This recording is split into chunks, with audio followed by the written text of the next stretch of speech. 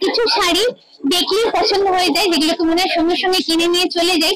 তার সঙ্গে যদি দামটা কম হয় তাহলে তার কোনো কথাই থাকে না।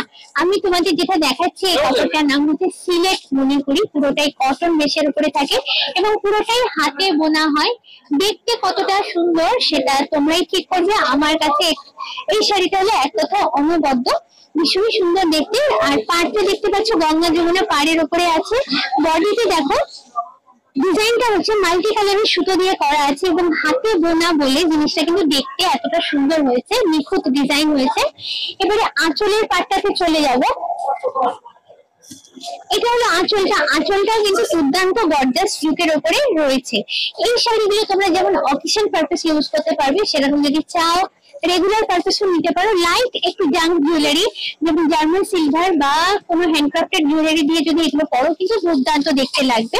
এটার দামটা এবার বলি, দামটা হচ্ছে মাত্র 1500 টাকা।